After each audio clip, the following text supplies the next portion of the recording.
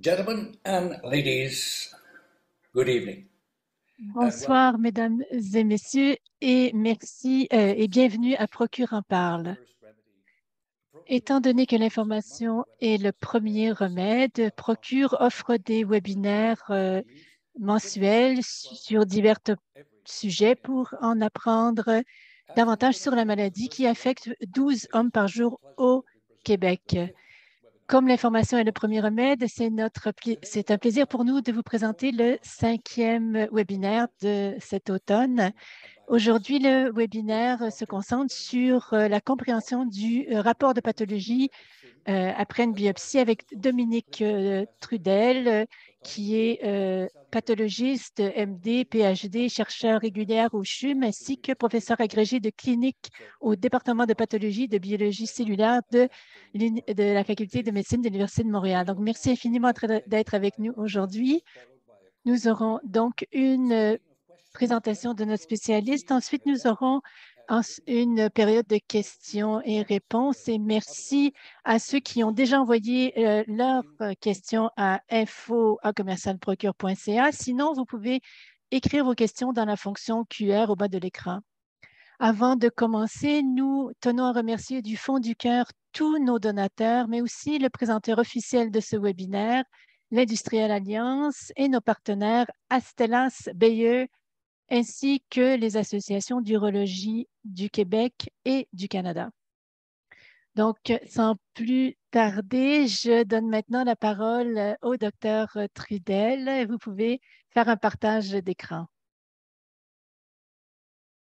Merci pour la belle introduction, la belle présentation. Donc, ça me fera plaisir de présenter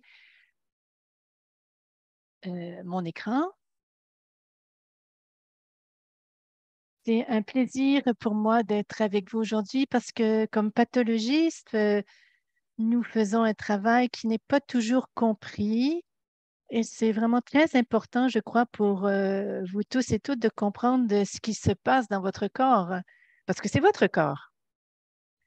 Donc, je vais parler du rapport de biopsie aujourd'hui et tout particulièrement parce que c'est la première porte dans votre parcours avec du cancer. Donc, je ne vais pas parler des rapports de chirurgie, mais seulement des rapports de biopsie parce que c'est vraiment la première étape et ça concerne tous les hommes qui sont sur surveillance ou qui passent à travers une chirurgie ou de la radiothérapie ou autre option de traitement que vous pouvez choisir. Donc, avant de commencer ce webinaire, j'aimerais déclarer que je n'ai pas de conflit d'intérêt. Mais également, c'est très important de savoir que ce webinaire ne remplacera pas une bonne discussion avec votre médecin. Je ne peux pas commenter un dossier en particulier parce que comme médecin, nous devons comprendre le portrait global et je n'ai pas le portrait global ici aujourd'hui durant ce webinaire. Par contre, si ce webinaire vous fait surgir des questions que vous voulez poser à votre médecin, veuillez les noter et les poser à votre médecin lorsque vous le rencontrerez la prochaine fois. Et bien sûr, ce webinaire couvrira ce qu'on voit habituellement, mais il y aura toujours des exceptions. Donc, il est possible que je ne discute pas de votre cas en particulier, mais bien sûr, c'est de la médecine, alors on ne peut pas tout couvrir dans un webinaire de 50 minutes. Donc, c'était les déclarations que je voulais faire avant de commencer. Et avant d'entrer dans le rapport de pathologie, qui est le pathologiste? Qu'est-ce que j'ai fait dans ma vie quotidienne? Vous avez peut-être vu à la télévision des pathologistes, CSI, Dr. Quincy. C'est pas exactement ce que je fais au quotidien. Ce que je fais au quotidien, en fait, le pathologiste est un médecin spécialiste qui, à partir du macroscopique, c'est-à-dire lorsqu'on retire l'organe en partie ou complètement et on peut le tenir dans nos mains gantées. Donc, on fait un examen microscopique et moléculaire de pièces de biopsie ou de tissus prélevés lors d'interventions chirurgicales ou d'autopsie qui s'occupent donc de l'étude des maladies. Donc, j'étudie des tissus pour diagnostiquer des patients. C'est un peu comme un radiologue, mais au lieu de regarder des radiographies, on regarde au niveau moléculaire et on étudie tout ce qui sort de votre corps, à part les poils. Donc, tout ce qui n'est pas poils ou liquide, mais parfois même, on peut avoir des cytologies d'urine, mais tout ce qui n'est pas un poil ou liquide et qui sort de votre corps dans un contexte médical, pardon, est analysé par les pathologistes. Ensuite, c'est jeté à la poubelle. Donc, voici la vie quotidienne. J'ai mon collègue ici, Dr. Adjarès, et un ancien résident. Et Dr. Adjarès explique aux résidents comment analyser les tissus sous microscope. Donc, quelle est notre formation? Donc, nous faisons des études médicales pour environ 5 ans, 3 ans environ sur les bancs d'école et 2 ans de stage avec les patients. Et c'est ce qu'on appelle en français l'externat. Et ensuite, nous faisons ce qu'on appelle la résidence. Il y a une partie qui est des stages avec les patients qui sont spécifiques donc aux patients qui vont donner des prélèvements pour les pathologies. Donc, on a à peu près aussi 4-5 ans de microscopie et on a un examen final avec le Collège royal des médecins et des chirurgiens du Canada. Donc, c'est 10 ans d'études pour devenir pathologiste. Alors, comment on fait un diagnostic de cancer de la prostate? On fait une biopsie. La biopsie nous donne des tissus. Normalement, ils sont transrectales, comme on le voit ici. Donc, ça nous donne des tissus qui nous permettent d'évaluer la présence d'un cancer et de déterminer ensuite le score de Gleason. La biopsie permet aussi d'établir le type de cancer de la prostate et il est possible ou vous pouvez ou ne pas avoir ou ne pas avoir un IRM avant la biopsie. Donc, la biopsie peut, en gros, confirmer s'il y a un cancer dans la prostate. Donc, il faut absolument le faire pour déterminer quel sera le meilleur traitement pour l'homme qui a ce cancer spécifique. Et vous pourriez aussi avoir un cancer de la prostate et sans être sujet à un traitement. Ça dépend de l'étendue de la tumeur et ça dépend très souvent aussi de la préférence du patient. Maintenant, dans la biopsie, nous avons différentes zones. Si vous avez, par exemple, une hyperplasie prostatique, à un certain moment donné dans leur vie, les hommes ont un peu plus de difficultés à uriner, ils doivent être plus près du bol et ils peuvent avoir certaines fuites. Donc ici, c'est la zone ici qui est près de l'urètre qui est touchée. Donc on a des problèmes à uriner parce que c'est près de l'urètre qui est, comme on veut aussi, le tuyau par lequel passe l'urine.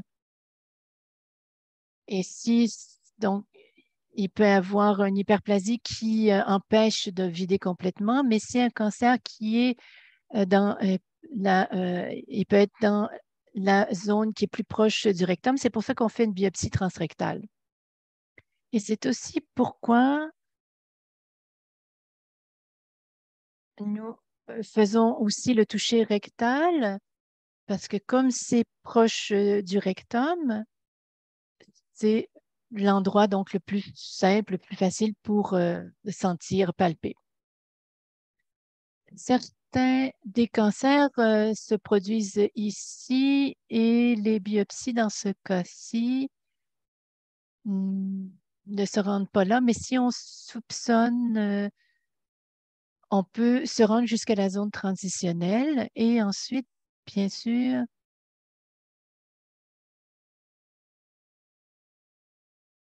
on disait avant, il faut aller là où se trouve l'argent. La première fois qu'on fait une biopsie, on va dans la zone périphérique. Et si on a encore des soupçons, on peut aller dans la zone transitionnelle. Donc, en gros, lorsqu'on fait une biopsie, moi, je ne suis pas une experte sur les façons de faire justement la biopsie. Donc, on fait 12 échantillons à l'aide de tout l'ensemble de la prostate pour pouvoir analyser ce cancer. Et normalement, ça prend entre 4 à 6 semaines pour obtenir les rapports de biopsie. Une fois qu'on a les tissus de la prostate, la première question qu'on se pose est à savoir est-ce que c'est bénin ou malin? Donc, est-ce que c'est bénin ou c'est un cancer? Si c'est malin, si c'est un cancer, bien sûr, cela peut avoir un impact sur la survie. Si c'est bénin, la plupart du temps, il n'y a pas d'impact sur la survie. Et maintenant, il y a plusieurs types de bénin et on peut utiliser plusieurs mots pour utiliser les types bénins. Ça peut être une masse, ça peut être une tumeur, mais pas toutes les tumeurs sont des cancers. Alors maintenant, comment savoir si vous avez un cancer ou non? Voici des mots du cancer qu'on utilise.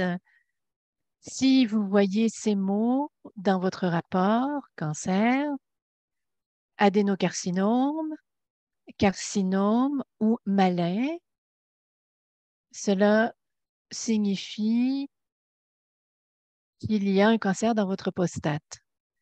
Mais parfois, on peut écrire il n'y a pas de preuve de carcinome. Ça veut pas dire que vous avez un carcinome, justement. Ça veut dire qu'on n'en a pas trouvé. Mais si vous voyez ces mots, cancer, adénocarcinome, carcinome ou malin, ça veut dire que vous avez un cancer. Mais si vous ne voyez pas ces mots, même si on utilise des mots longs et compliqués, ça veut dire que nous n'avons pas trouvé de cancer dans votre prostate. Alors, vous pouvez dormir tranquille. Parce que dans certains cas, votre médecin voudra tout de même répéter la biopsie parce que parfois, on manque, on rate un cancer, mais on a d'autres indices qui nous indiquent qu'il y en a peut-être un cancer. On peut dire, bon, cette année, on n'en a pas trouvé, mais 2 ans plus tard, votre APS a augmenté, donc on va répéter la biopsie pour s'assurer qu'il n'y a pas de cancer. Alors, vous pouvez dormir sur vos 2 oreilles si vous ne voyez pas ces mots, mais votre médecin peut décider de répéter la biopsie parce qu'il y a d'autres indices qui nous indiquent qu'on a peut-être pas trouvé le cancer. Donc, notre travail est de caractériser le cancer. Donc, si vous voyez cancer, adénocarcinome, vous allez peut-être voir les adjectifs suivants, conventionnels, acinaire, canalaire, etc.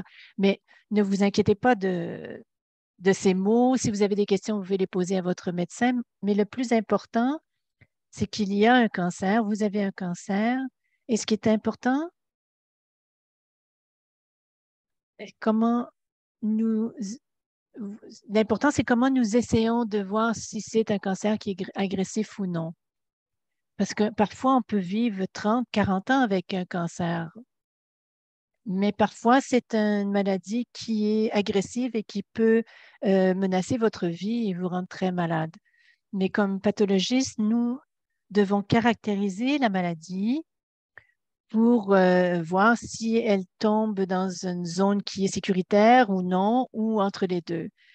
Donc, en gros, on évalue un peu le cancer, un peu comme si c'était une armée. Vous savez, alors, lorsqu'on discute de stratégie de guerre, si on écoute les nouvelles, on joue à risque ou ce qu'on veut savoir, c'est de quelle arme l'armée dispose-t-elle? Est-ce qu'ils ont des machettes? Est-ce que cette armée a des l'arme nucléaire? Est-ce qu'ils ont euh, des fusils?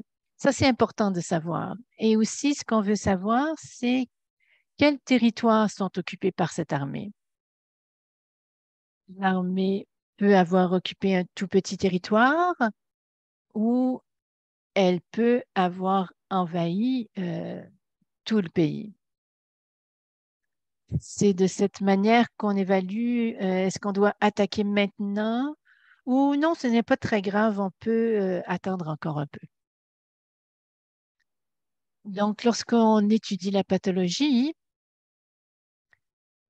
on, on regarde les armes dont dispose l'armée et en fait, pour l'évaluer, on regarde le score de Gleason et on regarde ensuite les, la tumeur, le volume tumoral. Maintenant, si on regarde le groupe de grade, c'est notre façon de déterminer quel type d'armes dispose cette armée, que ce soit des machettes, des carabines ou des tanks. Et on a le patron 3 qui est le plus bas. Ça, c'est pour des raisons historiques qu'on commence à 3. Et ensuite, il y a 4 et 5. Et on ajoute les patrons qui sont présents dans le cancer selon l'espace qui est occupé par chaque patron. Ensuite, on transforme ça en un groupe de grades qui va de 1 à 5. Donc, en gros, on fait des mathématiques.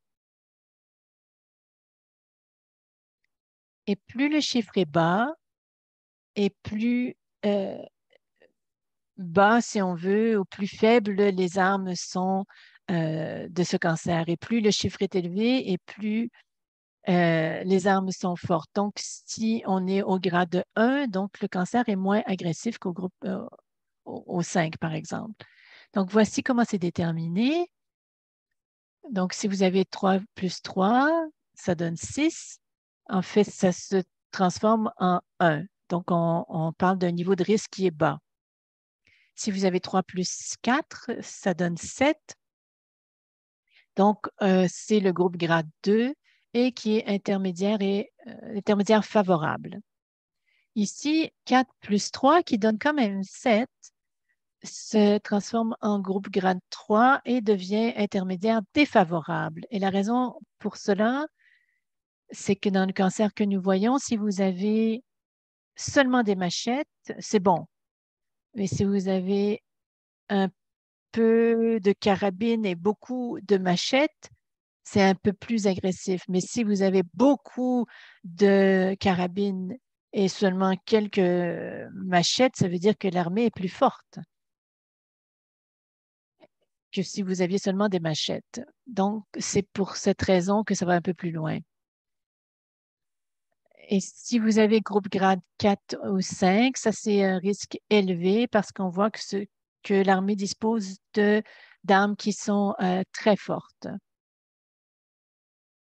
Donc, qu'est-ce que ça veut dire? Donc, le plus bas, c'est le mieux. Donc, 6 ou 1. Donc, vous allez généralement trouver les deux chiffres dans les rapports. Et à la biopsie, cela nous aidera à définir quel sera le meilleur traitement pour vous et si vous avez besoin de passer d'autres tests. Donc, plus le chiffre est élevé, plus le cancer est fort. Donc, on peut s'imaginer qu'il y a plus de territoires qui sont affectés. Et à ce moment-là, on va chercher activement des métastases dans le corps. Et ensuite, après la chirurgie et une prostatectomie radicale, il y a une possibilité de récidive et il est possible qu'il y ait un besoin de traitement complémentaire. Maintenant, dans la biopsie, on veut savoir quel est le volume tumoral parce qu'on veut savoir où s'en va le cancer. Donc, voici à quoi ça ressemble. Donc, on parle d'ici de carottes de 1,5 à 3 millimètres de long. Et on regarde essentiellement seulement la prostate. Donc, le pathologiste ne donnera pas de grade à ce moment-ci, mais ce qu'on peut faire, c'est regarder combien il y a de cancer sur la carotte. S'il y a un petit peu de cancer ici, il y a probablement moins de tumeurs dans la prostate que s'il y a un cancer qui est du début à la fin de l'échantillon. Donc, si on regarde le grade et le volume qui est occupé par le cancer sur la biopsie, donc si on a un, et si le chiffre 1, on aura euh, moins de carottes qui seront affectées. Donc, en regardant tout ça, ça va nous permettre de déterminer le groupe de risque et les options thérapeutiques subséquentes. Je pense que pour aujourd'hui, ce serait intéressant de répondre à plusieurs questions et je suis disponible donc pour répondre à vos questions. Nous allons commencer par des questions que j'ai déjà planifiées. Donc, la première étant, j'ai passé un IRM avec comme résultat un PIRAD 4, un lobe et un PIRAD 5 dans l'autre. Mon urologue m'a cédulé une biopsie. Pourquoi faire une biopsie si c'est un cancer?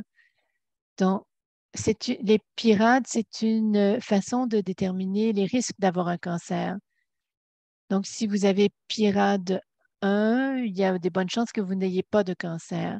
Mais si vous avez PIRAD 5, c'est le risque le plus élevé d'avoir un cancer. Bien sûr, si vous avez PIRAD 5, c'est bien possible que vous ayez un cancer, mais c'est possible que ce soit un cancer de bas grade ou de haut grade. Et c'est seulement avec la biopsie qu'on pourra le déterminer. Donc, l'étendue du cancer est aussi important à définir pendant la biopsie, durant la biopsie, pour bien planifier le traitement. Également, comme tout test diagnostique,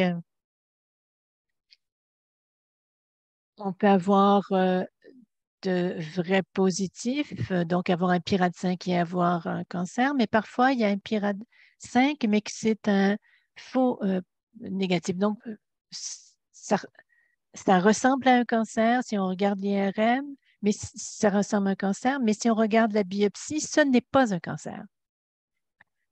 Donc, il nous faut vraiment confirmer ce qu'il y a pour ensuite aller de l'avant. Une autre question qu'on entend souvent, j'ai lu qu'une biopsie de la prostate en présence du cancer pouvait répandre des cellules cancéreuses. Est-ce vrai? Et la réponse, pardon, est simple, pas du tout. Nous sommes des médecins et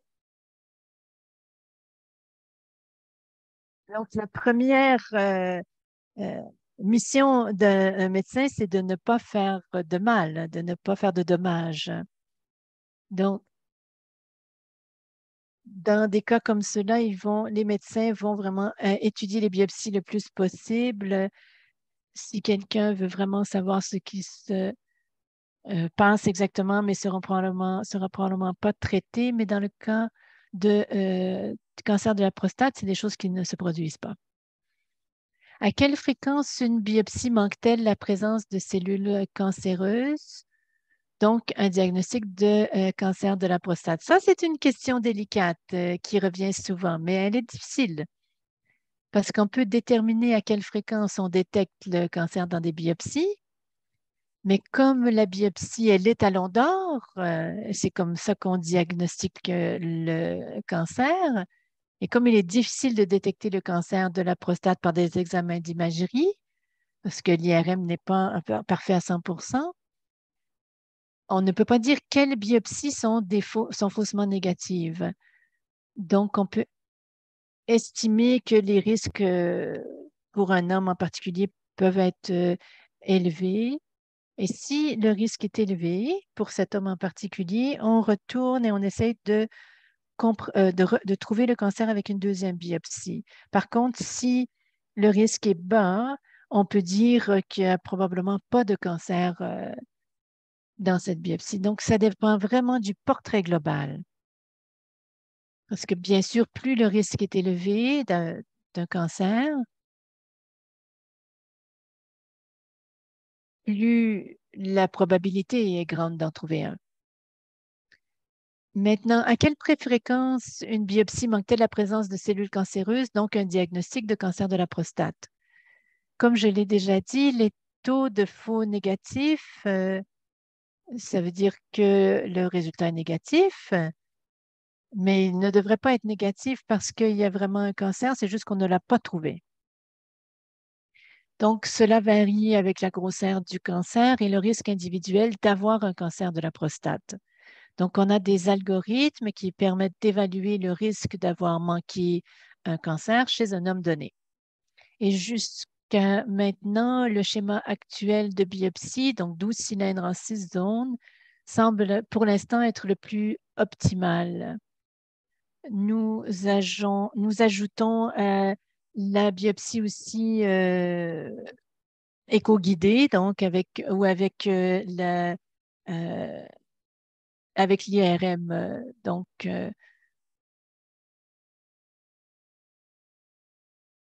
Maintenant, j'ai reçu ma biopsie et ça me disait qu'il y avait une biopsie dans l'apex, la médian, la base. Donc, en gros, ce sont des zones de la prostate. Je vous ai parlé des différentes zones périphériques et autres. Donc, on voit ici, mais dans l'autre direction, tout ce qui est proche des vésicules séminales et tout ce qui est au centre, c'est la médiane. Et ce qui est ici dans la petite pointe, près du pénis, c'est l'apex. Que veut dire fragment et quelle est l'importance du diamètre, fragment versus tumeur? Donc, en gros, lorsque je lis une biopsie, parfois, les cylindres que je vous ai montrés, par exemple, sur la photo, les cylindres sont fragmentés parce qu'il y a eu un traitement. Parfois, il peut y avoir des trous qui sont créés. Donc, on peut avoir deux cylindres. Et vous pouvez vous poser la question pourquoi on donne des longueurs, parce que le diamètre est toujours le même. Donc, on laisse tomber le diamètre. En fait, c'est un pourcentage. On ne va pas nécessairement évaluer le diamètre pour chaque tumeur. Une autre question qui est intéressante est qu'est-ce que l'envahissement périnerveux? Vous avez peut-être déjà vu ça dans votre rapport. Donc, en gros, le cancer est une armée qui veut envahir le corps. Bien sûr, les cellules vont croître là où c'est facile de croître. Par exemple, le cancer n'a pas d'esprit vilain, il existe tout simplement. Et lorsque les cellules grandissent, croissent, elles vont aller là où il y a moins de résistance et les nerfs c'est comme la gaine du nerf. Lorsque les cellules cancéreuses vont là, c'est facile pour elles de croître.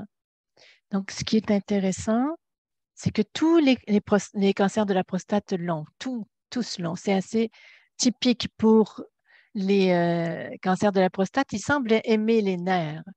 Mais si on le trouve sur une biopsie, c'est un facteur d'agressivité, donc on va les signaler. Si on ne les trouve pas dans la biopsie, on n'en parle tout simplement pas. Mais si on les trouve, alors on va écrire qu'il y a présence d'envahissement périnerveux. Comment obtenir les résultats de ma biopsie? Donc, on a fait toute une présentation sur les grades, et les stades et tout, mais vous voudriez maintenant voir votre résultat de biopsie. Donc, pour le faire, il faut que vous demandiez aux archives de l'hôpital où la biopsie a été effectuée. Par exemple, si vous avez fait une biopsie au CHUM, vous devez appeler les archives et ils vont vous donner le rapport. Si ça a été euh, statué, que vous pouvez l'obtenir. Par exemple, si vous n'avez pas encore rencontré votre médecin et que le diagnostic n'a pas encore été divulgué, vous n'aurez pas accès à votre rapport. Il faut que ce soit après la divulgation.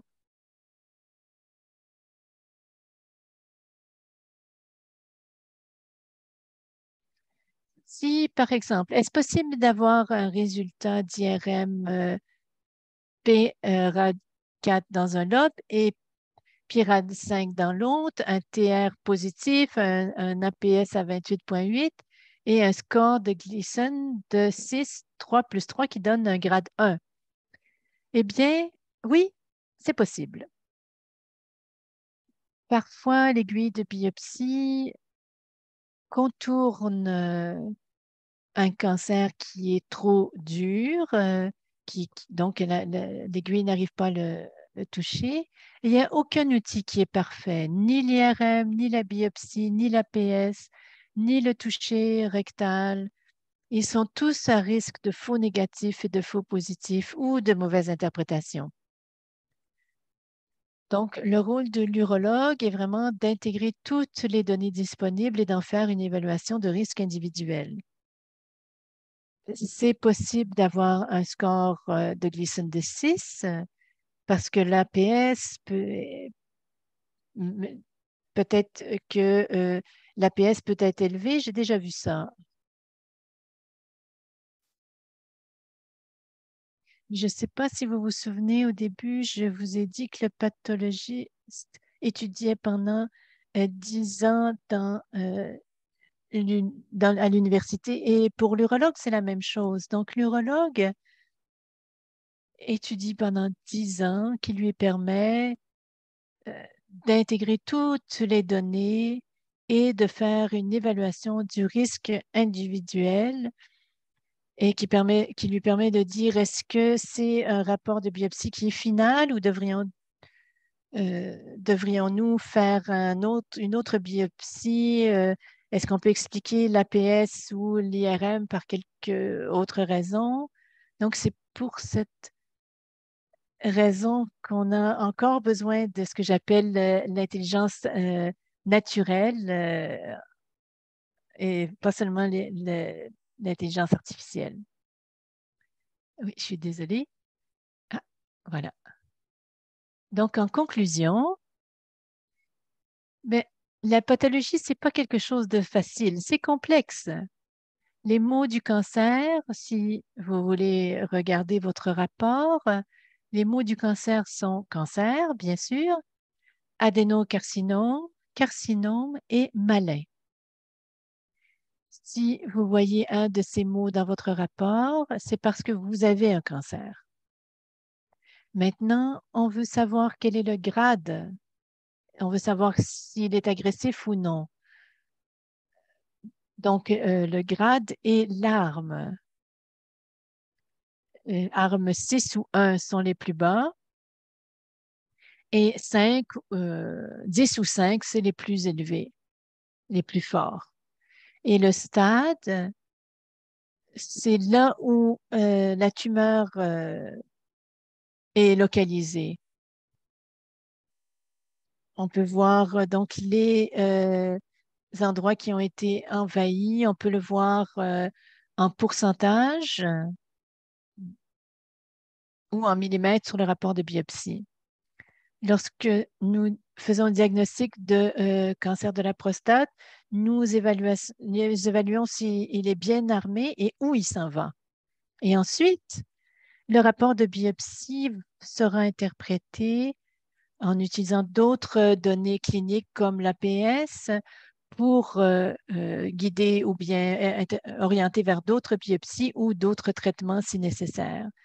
Et n'hésitez pas à questionner votre urologue, c'est votre corps, il vous appartient. Et donc, posez des questions à votre urologue. Vous allez probablement le rencontrer et le voir souvent si vous avez un cancer de la prostate. Donc, posez les questions. Maintenant, je suis prête à prendre d'autres questions. Je pense que vous êtes peut-être en sourdine. Merci beaucoup, Dominique Trudel, pour cette excellente présentation. J'aimerais aussi ajouter qu'on était très attentifs à votre présentation, qui était un peu scientifique à certains moments, mais vous avez vraiment rendu les choses le plus simple possible. Mais oui, j'ai quelques questions. La première étant, combien y a-t-il de types de cancer? Combien, en fait, le plus courant est le carcinome acinaire et c'est donc 90% des cas de cancer de la prostate. Autrement, il y a un autre type de carcinome euh, canalaire. Il y a le carcinosarcome, mais ce sont des tumeurs qui sont très rares. Il y a aussi des tumeurs qui ne viennent pas de la glande elle-même, mais des tissus qui vont tenir le gland.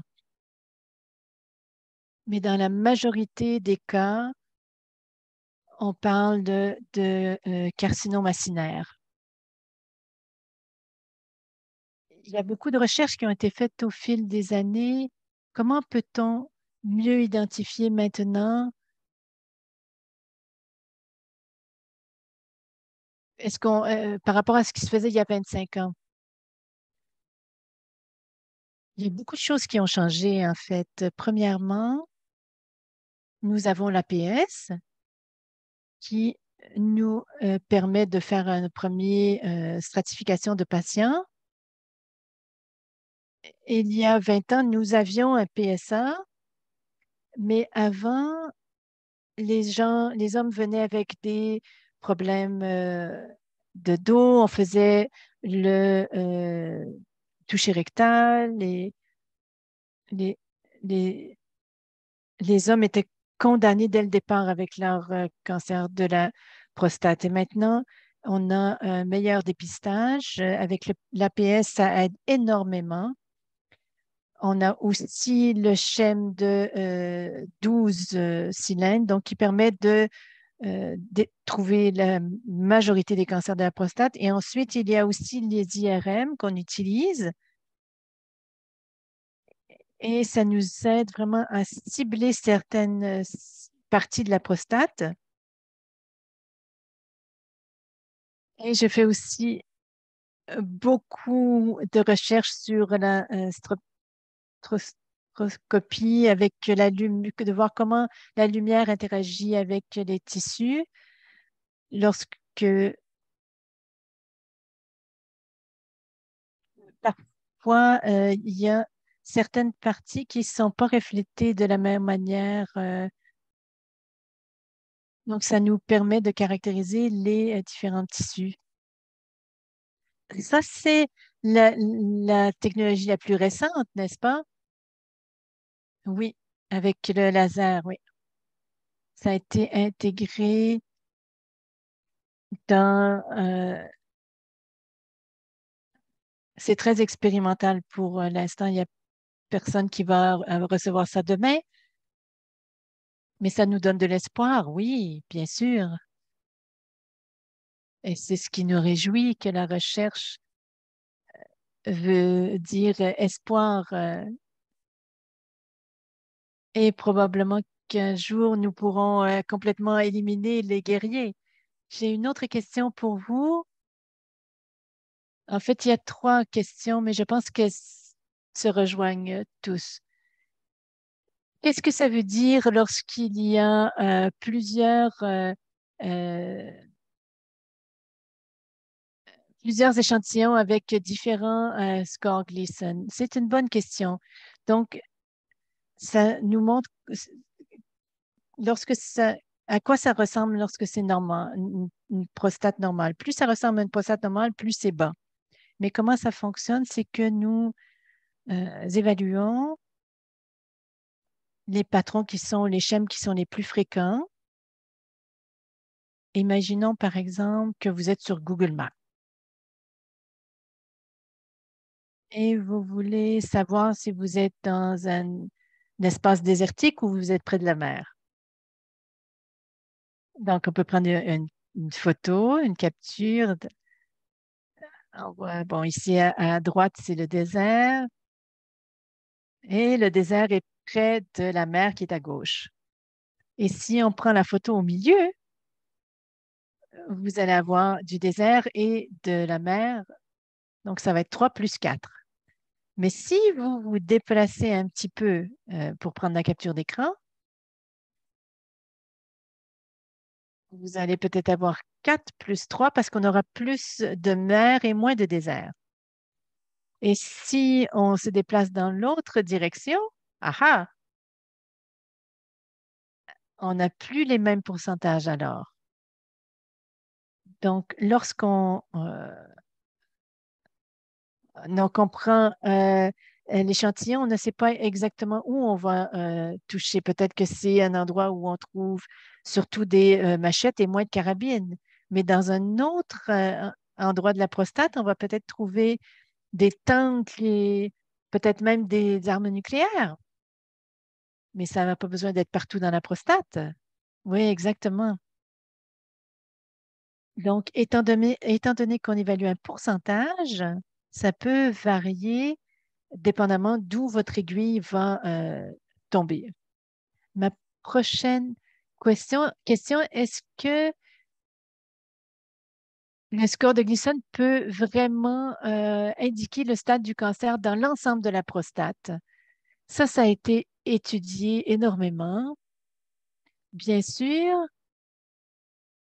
la plupart du temps, le score de Gleason sera le même dans une biopsie que dans toute la prostate. Mais dépendamment d'où vous allez toucher le cancer, il y a certaines situations dans lesquelles vous pouvez être à risque d'obtenir un grade qui est différent. Et c'est un domaine où il y a beaucoup, beaucoup de recherches à faire parce qu'il y a beaucoup, c'est une grande préoccupation. On sait par exemple que si vous avez euh, beaucoup de cancer avec des armes fortes, il est possible qu'on trouve d'autres tumeurs de bas grade dans la prostate. Mais ça, c'est une des raisons pour lesquelles on fait la biopsie pour avoir vraiment un portrait global. Est-ce que le score Gleason peut différer de manière significative entre la biopsie et la chirurgie radicale? Oui, ça peut différer. Il y a aussi le fait que lorsqu'on fait la biopsie, lorsqu'on étudie la biopsie, nous utilisons les schèmes qui sont les plus fréquents et les plus élevés, avec le plus élevé. Et dans la chirurgie, on utilise les patrons, les schèmes les plus élevés avec le deuxième plus élevé. Et ça a été démontré que si on utilise les plus fréquents, les plus élevés, plus fréquents, c'est plus représentatif de ce qu'il y a, en fait, plus représentatif, pardon, de ce qu'il y a dans la prostate que l'inverse. Donc, ça veut dire que oui, ça peut différer et c'est la nature de la bête. Une autre question. Qu'est-ce que cela signifie si, en plus du cancer, mon rapport de biopsie indique également une néoplasie intraépithéliale, dites-le pour moi, intraépithéliale prostatique de haut grade ou une pine de haut grade? Donc, en gros, lorsque c'est de haut grade, un PIN de haut grade, c'est un précurseur de cancer de prostate. Et une fois qu'on l'a, le cancer, ça ne veut pas dire grand-chose. Mais parfois, je l'inscris dans le rapport parce que ça peut être assez difficile à différencier d'autres maladies à haut grade. Par exemple, l'intra, un des carcinomes, en tout cas, vous n'avez pas besoin de savoir le nom exactement, mais donc, si vous avez seulement un PIN de haut grade, et si vous avez une néoplasie de haut grade, néoplasie intraépithéliale de haut grade, il est possible que vous ayez, qu'on vous demande d'avoir une autre biopsie de suivi parce que c'est un précurseur de cancer, donc on veut s'assurer qu'on n'a rien manqué. Il y a quelqu'un ici qui nous écrit qu'il a subi une biopsie ciblée dans une lésion PIRAD 4 et une lésion PIRAD 5 en même temps que la biopsie à l'aveugle. Les échantillons ciblés sont revenus négatifs, mais un cancer était présent dans ma prostate. Est-ce normal et surtout avec une cote PIRAD de 4 et 5? Ça peut se produire effectivement parce qu'il y a des imitateurs bénins de cancer qui sont PIRAD 5. Donc, parfois, ils se ressemblent beaucoup. Ils ressemblent à du cancer, mais ce n'est pas du cancer. Oui, c'est ça. Et c'est pour cette raison qu'on fait des biopsies. Comme pathologiste, je dis toujours, on veut le voir. Est-ce que vous voyez ça de manière régulière? Est-ce que c'est une procédure qui est fréquente de trouver que, ah non, c'était pas un cancer, finalement, c'était un imitateur? Non, ce n'est pas fréquent. Ça arrive, mais ce n'est pas fréquent. Sur 10, par exemple, vous diriez qu'il y en a combien? Je dirais 10 à 20 des cas qui ne sont pas. Mais c'est bien. Oui, bien sûr. Mais ça dépend de comment l'IRM a été aussi pairé avec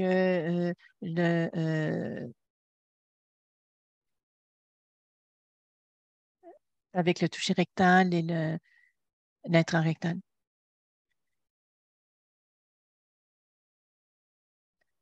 Pouvez-vous voir ou dire quand un échantillon cancéreux est étroitement collé à la capsule de la prostate? Le- la prostate a des frontières qui sont assez floues, en fait. On a des critères pour dire que ça s'étend au-delà de la prostate. On appelle ça une extension extra-prostatique. Donc, ça se fait, c'est fréquent au niveau des chirurgies radicales. Et si le cancer, donc s'étend dans le gras, si on touche la tumeur avec la biopsie, on peut aller chercher des cellules adipeuses et on peut voir qu'il y en a, mais il n'y a pas de cellules adipeuses en fait dans la prostate, dans cette dans cet endroit. Donc, ça veut dire qu'il y a peut-être une étendue extra-prostatique.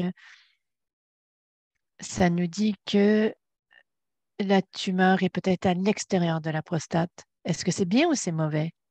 Qu'est-ce que vous en pensez? Je pense pas que ce soit bien du tout. Le cancer, c'est jamais une bonne chose, mais ça peut être significatif si on n'a pas besoin d'enlever la prostate. On ne trouve pas si on peut peut-être le retirer et le jeter aux poubelles.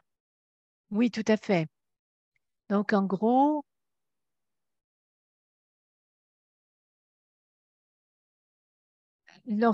ça arrive en fait souvent qu'on va le voir au niveau des chirurgies. Si on le trouve dans la biopsie,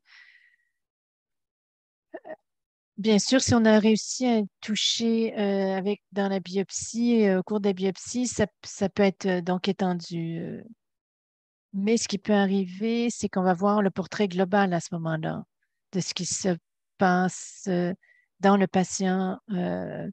Il faut regarder aussi les autres examens, l'APS, avant de déterminer quel sera le traitement pour cet homme en particulier. Peut-être que vous avez déjà répondu à ma prochaine question, peut-être que vous allez devoir répéter. Êtes-vous capable de voir, de dire ou de soupçonner si le cancer s'est propagé en dehors de la prostate après une biopsie? Oui. Donc, la plupart du temps, on ne peut pas le dire, mais parfois, on voit que la tumeur s'en va dans les cellules, le gras, donc ce n'est pas tellement fréquent.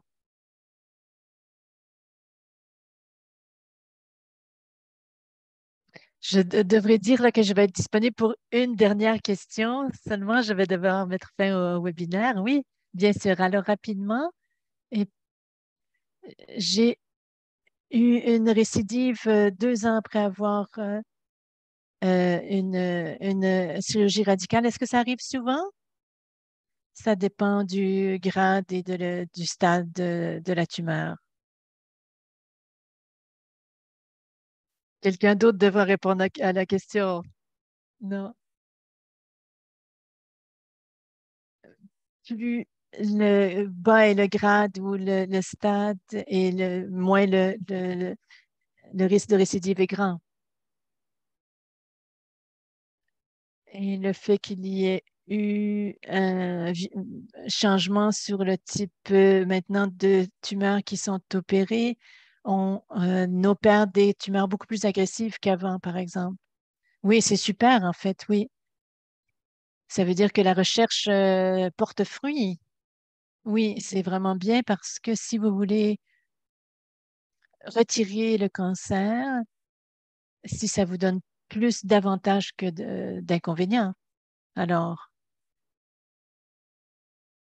on ne veut pas passer à travers une chirurgie et avoir une dysfonction érectile et d'autres problèmes. Il n'y a personne qui veut avoir ça. Non, personne. Non, personne. Docteur Trudel, ça a été vous êtes une très grande communicatrice et merci d'être ici ouverte, transparente et claire tout au long de la présentation. Merci infiniment. Nous arrivons donc à la fin de notre webinaire.